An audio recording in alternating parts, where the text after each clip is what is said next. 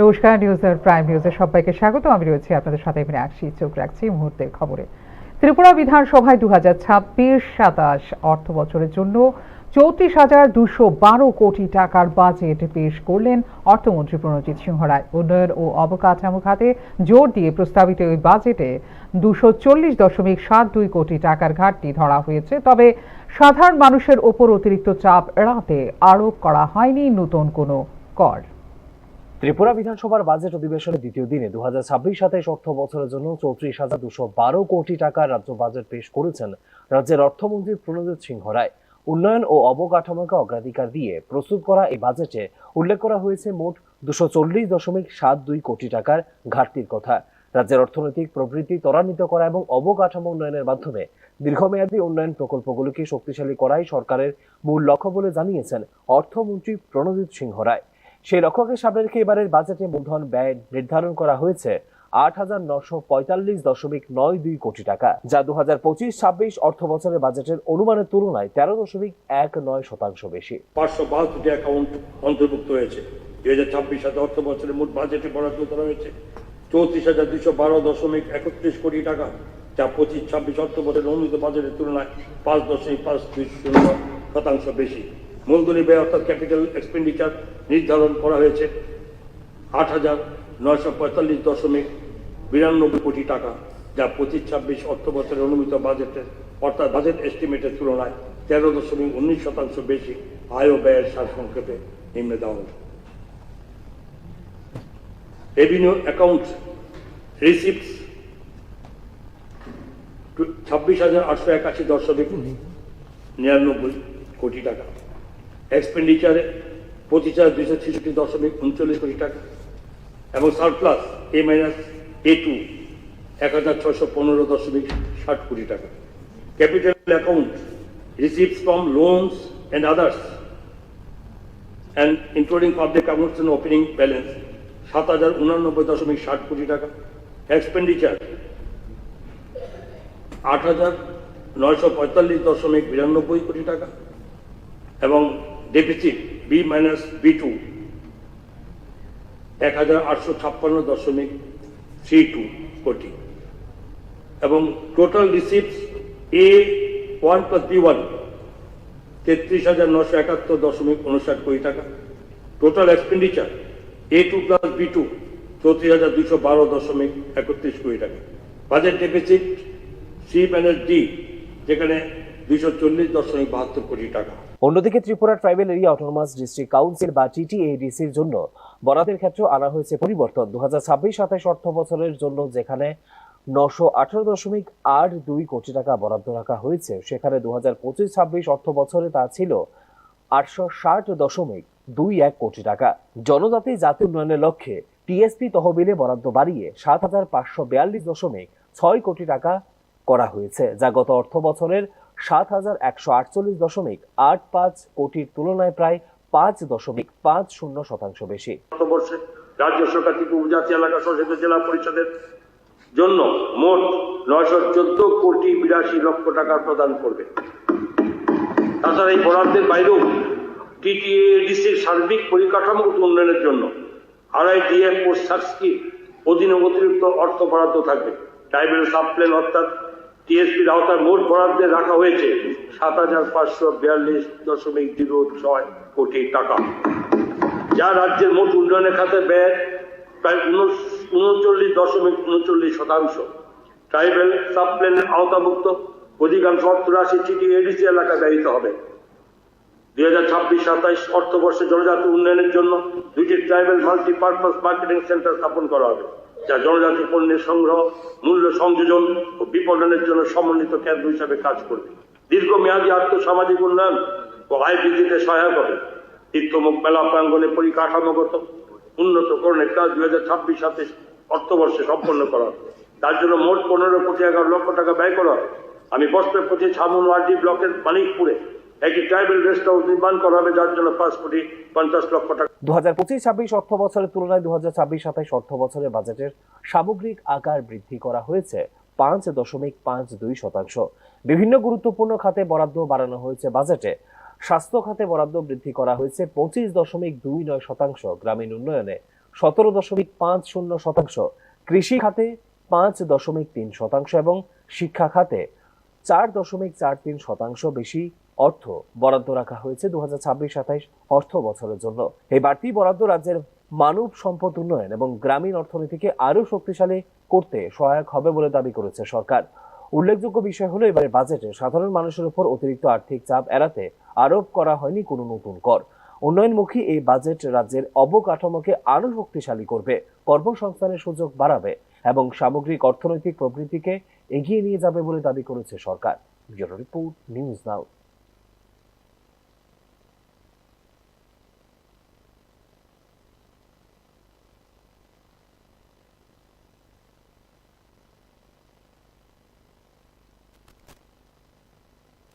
ত্রিপুরা বিধানসভায় বাজেট অধিবেশনের দ্বিতীয় দিনে রাজ্যের সরকারি কর্মচারী ও পেনশনভোগীদের জন্য 5% মহার্ঘ ভাতা ও মহার্ঘ ত্রাণ বৃদ্ধির ঘোষণা করেন মুখ্যমন্ত্রী ডাক্তার মানিক সাহা।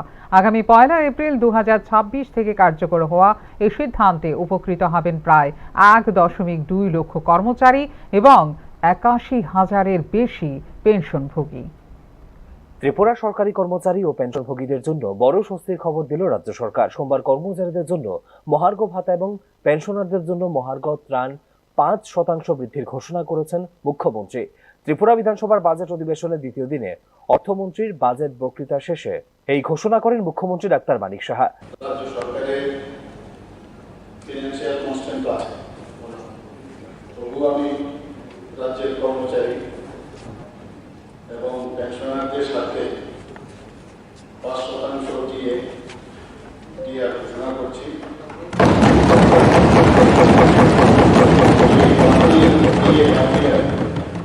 আগামী অর্থ বছরের 1 এপ্রিল 2026 থেকে কার্যকর হবে। রাজ্যের আর্থিক সীমাবদ্ধতা থাকা সত্ত্বেও সরকারি কর্মচারী ও পেনশনভোগীদের কল্যাণের বিষয়টি সরকার সর্বোচ্চ গুরুত্ব দিয়ে বিবেচনা করেছে সরকার। সেই কারণে তাদের আর্থিক স্বস্তি দিতে 5% ডিএ এবং ডিআর বৃদ্ধির সিদ্ধান্ত নেওয়া হয়েছে বলে জানিয়েছেন মুখ্যমন্ত্রী ডাক্তার মানিক সাহা। আগামী 1 এপ্রিল 2026 থেকে এই বর্ধিত ডিএ ও ডিআর কার্যকর হবে বলে জানিয়েছেন মুখ্যমন্ত্রী ডাক্তার মানিক সাহা। এই সিদ্ধান্তের ফলে রাজ্যের প্রায় 1,20,000 সরকারি কর্মচারী এবং 81,019 জন পেনশনভোগী ও পারিবারিক পেনশনভোগী সরাসরি উপকৃত হবেন বলে জানিয়েছেন মুখ্যমন্ত্রী। এর জন্য রাজ্য সরকারের অতিরিক্ত প্রায় 500 কোটি টাকা ব্যয় হবে বলে জানান তিনি। এতে উপকৃত হবেন মোট 1,02,563 রেগুলার কর্মচারী এবং 81,019 পেনশনার এবং ফ্যামিলি পেনশন। তাছাড়া অনিয়মিত কর্মচারী যারা আছেন এতে উপকৃত হবেন। এতে মোট ব্যয় হবে বার্ষিক প্রায় 500 কোটি। এতদিন 33% হারে মহার্ঘ ভাতা পাচ্ছিলেন ত্রিপুরা সরকারের কর্মচারীরা। নতুন ঘোষণার ফলে তা বেড়ে দাঁড়াবে 38%। ফলে উল্লেখ করা যেতে পারে এর আগে 2025 সালে সেপ্টেম্বর মাসে 3% ডিএ বৃদ্ধি করেছিল রাজ্য সরকার। তবে কেন্দ্র ও রাজ্যের ডিএর মধ্যে উল্লেখযোগ্য ব্যবধান রয়ে গেছে এখনো। বর্তমানে কেন্দ্রীয় সরকারের কর্মচারীরা 55% হারে মহার্ঘ ভাতা পাচ্ছেন। সেই তুলনায় এখনো কেন্দ্রীয় হারের তুলনায় 17% কম ডিএ পাচ্ছেন ত্রিপুরা রাজ্যের সরকারি কর্মচারীরা। এদিকে মুখ্যমন্ত্রীর এই ঘোষণাকে স্বাগত জানিয়েছেন কর্মচারী ও পেনশনভোগীরা। Bureau report, news now. Tripura বিধানসভার নতুন স্পিকার নির্বাচন হবে 18 মার্চ। সোমবার বাজেট অধিবেশনের আনুষ্ঠানিক ঘোষণার মাধ্যমে শুরু হয়েছে নির্বাচনী প্রক্রিয়া। ত্রিপুরা বিধানসভার নতুন স্পিকার নির্বাচনের ঘোষণা হলো সোমবার বিধানসভার বাজেট অধিবেশনে আনুষ্ঠানিক ঘোষণার মধ্য দিয়ে শুরু হয়েছে এই নির্বাচনী প্রক্রিয়া। অধিবেশনে প্রায় সব বিধায়ক উপস্থিত থাকায় এদিনই স্পিকার নির্বাচন সংক্রান্ত সময়সূচি ঘোষণা করা হয়। স্পিকার পদের জন্য মনোনয়নপত্র জমা দেওয়ার প্রক্রিয়া শুরু হয়েছে এবং 17 মার্চ পর্যন্ত মনোনয়নপত্র গ্রহণ করা হবে। মনোনয়ন প্রক্রিয়া শেষ হওয়ার পরে স্পিকার পদে মোট কতজন প্রার্থী প্রতিদ্বন্দ্বিতা করছেন তা স্পষ্ট হয়ে যাবে ওই দিন। যদি কেবলমাত্র একজন প্রার্থী মনোনয়ন জমা দেন তাহলে 18 মার্চ বিধানসভায় তাঁকে বিনা প্রতিদ্বন্দ্বিতায় স্পিকার হিসেবে ঘোষণা করা হবে। তবে একাধিক প্রার্থী মনোনয়ন জমা দিলে সেই ক্ষেত্রে 18 মার্চ বিধানসভার প্রথম কার্য বিবরণী হিসেবে অনুষ্ঠিত হবে স্পিকার নির্বাচন। উল্লেখ করা যেতে পারে, বিশ্ববন্ধু সেনের মৃত্যুর পর শূন্য হয়ে পড়ে ত্রিপুরা বিধানসভার অধ্যক্ষ পদ। 2025 সালের 26শে ডিসেম্বর 72 বছর বয়সে বেঙ্গালুরুতে চিকিৎসাধীন অবস্থায় শেষ নিঃশ্বাস ত্যাগ করেন তিনি। এদিকে প্রবীণ জনজাতি বিধায়ক ও প্রাক্তন মন্ত্রী রামপদ জমাতিয়ার নাম নতুন স্পিকার হিসেবে প্রস্তাব করা হয়েছে ক্ষমতাসীন ভারতীয় জনতা পার্টির পরিষদীয় দলের বৈঠকে। ফলে রামপদ জমাতিয়া বিনা প্রতিদ্বন্দ্বিতায় স্পিকার নির্বাচিত হবেন নাকি বিরোধী শিবির থেকেও কোন মনোনয়নপত্র জমা দেওয়া হবে, তা নিয়েই এখন জোর জল্পনা রাজনৈতিক মহলে। ব্যুরো রিপোর্ট, নিউজ নাও। 2026-27 অর্থ বছরের প্রস্তাবিত বাজেটের জন্য অর্থমন্ত্রী প্রণজিৎ সিংহ রায়কে ধন্যবাদ জ্ঞাপন করেছেন মুখ্যমন্ত্রী ডাক্তার মানিক সাহা। সোমবার বিধানসভায় বাজেট পেশ করার পর বিরতির সময়ে বিধানসভা প্রাঙ্গণে আয়োজিত সাংবাদিক সম্মেলনে বক্তব্য রাখতে গিয়ে ত্রিপুরা উপজাতি স্বশাসিত জেলা পরিষদের উন্নয়নে 2026-27 অর্থ বছরে 6.34% বেশি অর্থ বরাদ্দ করা হয়েছে বলে জানিয়েছেন মুখ্যমন্ত্রী ডাক্তার মানিক সাহা। শুধু তাই নয়, জনজাতিদের উন্নয়নে ট্রাইবাল সাব প্ল্যান বা টিএসপি খাতে 2025-26 অর্থ বছর থেকে 2026-27 অর্থ বছরে 5.50% বেশি অর্থ বরাদ্দ করা হয়েছে বলেও জানিয়েছেন মুখ্যমন্ত্রী ডাক্তার মানিক সাহা। করহীন এই বাজেটে শিক্ষা, স্বাস্থ্য, গ্রাম উন্নয়ন প্রতিটি ক্ষেত্রে বরাদ্দ বৃদ্ধি করা হয়েছে বলেও জানিয়েছেন মুখ্যমন্ত্রী।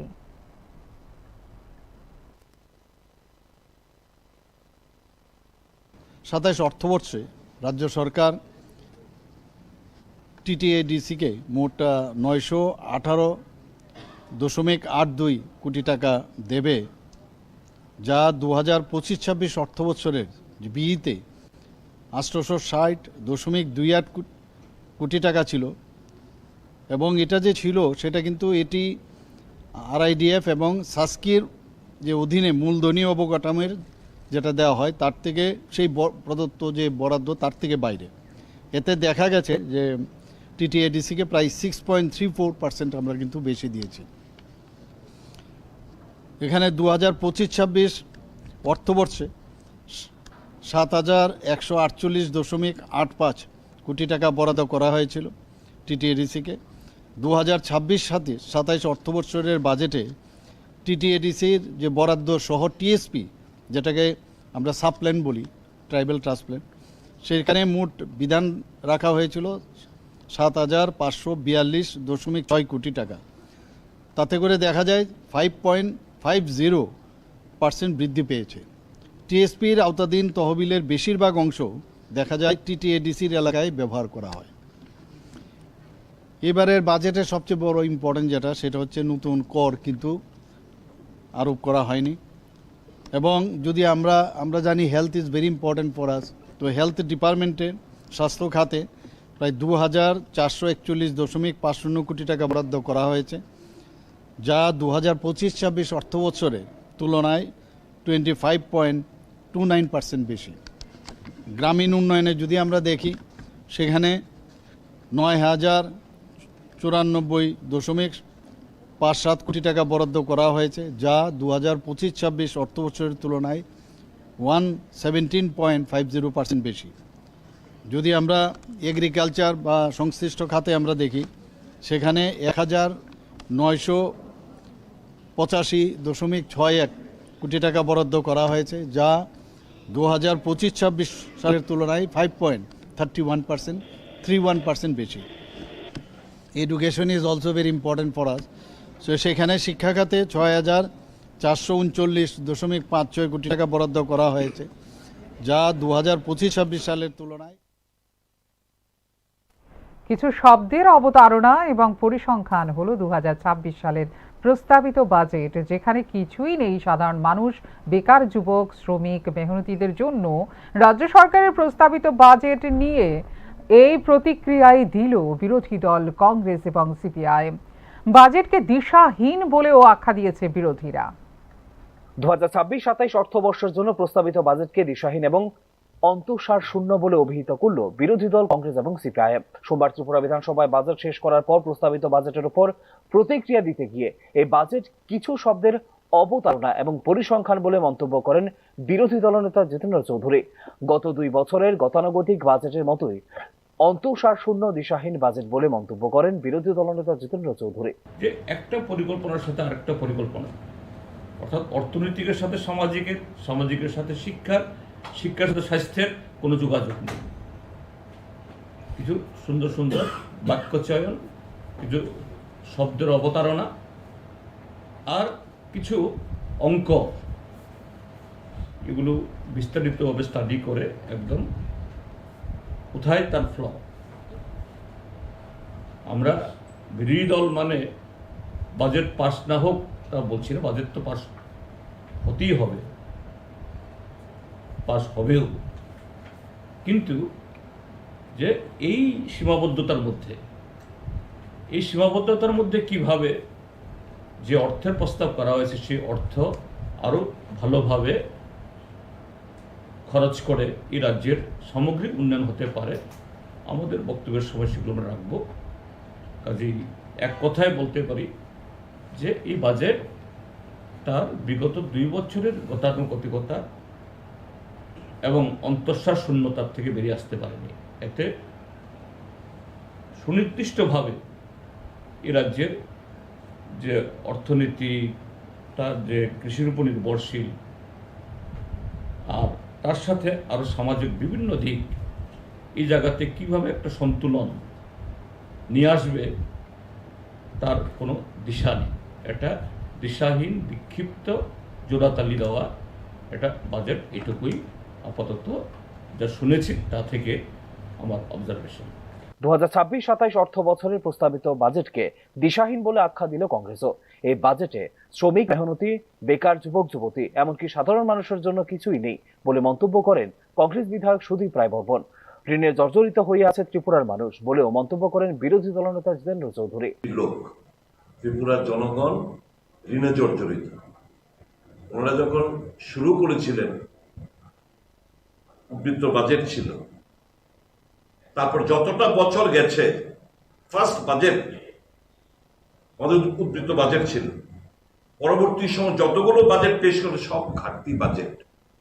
এটা অর্থনৈতিক যে সুশৃঙ্খলতার পরিচয় দেয় না। আমরা সঠিকভাবে যে খরচা করতে পারছি না, এক্সপেন্ডিচার করতে পারছি না, জনস্বার্থে যে আমরা খরচা করতে পারছি না, এটা রিফ্লেকশন। বছরের শেষে এসে আমাদের সাপ্লিমেন্টারি গ্রেন্ট চাইতে হচ্ছে। আর কটা দিন বাদে নতুন অর্থ বছর শুরু হবে। এই যে প্রায় 4,000-এর উপরে, আমার এক্সাক্ট ফিগারটা এখন মনে নেই, যা শুনেছি 4,000 কোটি টাকার বেশি সাপ্লিমেন্টারি গ্রান্ট চেয়েছে।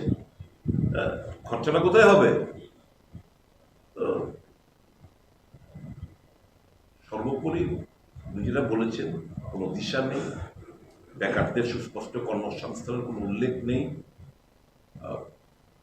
আপনার শ্রমিক, মেহনতি মানুষের তাদের মজুরির কোনো বৃদ্ধি করার কোনো পরিকল্পনা নেই, কলকারখানা খোলার কোনো দিশা ওনারা দেখাতে পারেননি। মানুষ স্বাভাবিকভাবে মানুষ হতাশ হবে এই বাজেট। কাজের কাজ কিছুই হবে না। আজকে শুনলেন তো অ্যানাউন্সমেন্টটা করলো। উল্লেখ করা যেতে পারে 2026-27 অর্থ বছরের জন্য 34,212.31 কোটি টাকার বাজেট রাজ্য বিধানসভায় পেশ করেছে ত্রিপুরা সরকার। বাজেটে আর্থিক ঘাটতি ধরা হয়েছে 240.72 কোটি টাকা। 2025-26 অর্থ বছর থেকে মোট 5.52% বৃদ্ধি পেয়েছে 2026-27 অর্থ বছরে রাজ্য সরকারের প্রস্তাবিত budget. Bureau report, news now. Tripura বিধানসভার বাজেট অধিবেশনের মাঝে 3 দিনের জন্য অনুপস্থিত থাকছেন রাজ্যের বন, বিজ্ঞান, প্রযুক্তি ও পরিবেশ দপ্তরের মন্ত্রী অনিমেষ দেববর্মা। 16 থেকে 18 মার্চ পর্যন্ত অধিবেশনে উপস্থিত থাকতে পারবেন না বলে জানিয়েছেন তিনি। অধিবেশনের মাঝে তাঁর দিল্লি সফর নিয়ে বাড়ছে জল্পনা। ত্রিপুরা বিধানসভা চলতি বাজেট অধিবেশনের মাঝে 3 দিনের জন্য অনুপস্থিত থাকছেন রাজ্যের বন, বিজ্ঞান, প্রযুক্তি ও পরিবেশ দপ্তরের মন্ত্রী অনিমেষ দেববর্মা। সরকারি কাজে ব্যস্ততার কারণে 16 মার্চ থেকে 18 মার্চ পর্যন্ত তিনি বিধানসভা উপস্থিত থাকতে পারবেন না বলে লিখিতভাবে জানিয়েছেন কর্তৃপক্ষকে। বিধানসভার ভারপ্রাপ্ত অধ্যক্ষর উদ্দেশ্যে পাঠানো এক চিঠিতে নির্ধারিত সরকারি কর্মসূচির কারণে উক্ত সময়ে তিনি চলমান অধিবেশনে অংশগ্রহণ করতে পারছেন না বলে লিখিতভাবে জানিয়েছেন মন্ত্রী অনিমেষ দেববর্মা। বিষয়টি সোমবার অধিবেশনের সদস্যদের অবগত করেন ভারপ্রাপ্ত অধ্যক্ষ। অনিমেষ দেববর্মার অধীনস্থ বন, বিজ্ঞান, প্রযুক্তি ও পরিবেশ দপ্তরের দায়িত্ব আপাতত অস্থায়ীভাবে ন্যস্ত করা হয়েছে বিদ্যুৎ মন্ত্রী রতন লাল নাথের উপর। ফলে উন্মেষ দেববর্মা পুনরায় দায়িত্বে ফিরে আসা না পর্যন্ত সংশ্লিষ্ট দপ্তরগুলির প্রশাসনিক দায়িত্ব পালন করবেন রতন লাল নাথ। 15ই মার্চ নয়াদিল্লির উদ্দেশ্যে রওনা দিয়েছেন মন্ত্রী উন্মেষ দেববর্মা। তাঁর এই সফরকে ঘিরে রাজনৈতিক মহলে শুরু হয়েছে নানা জল্পনা। দিল্লি সফরকালে তিনি ভারতীয় জনতা পার্টির কেন্দ্রীয় নেতৃত্বের সঙ্গে গুরুত্বপূর্ণ বৈঠকে অংশ নিতে পারেন বলে উঠে এসেছে বিভিন্ন সংবাদ মাধ্যমে। ব্যুরো রিপোর্ট, নিউজ নাও। এখনকার মতো এই মুহূর্তে সংবাদ এই পর্যন্ত। অন্যান্য আপডেটস দেখার জন্য অবশ্যই নজর রাখতে হবে নিউজ নাওর পর্দায়। নমস্কার, শুভরাত্রি।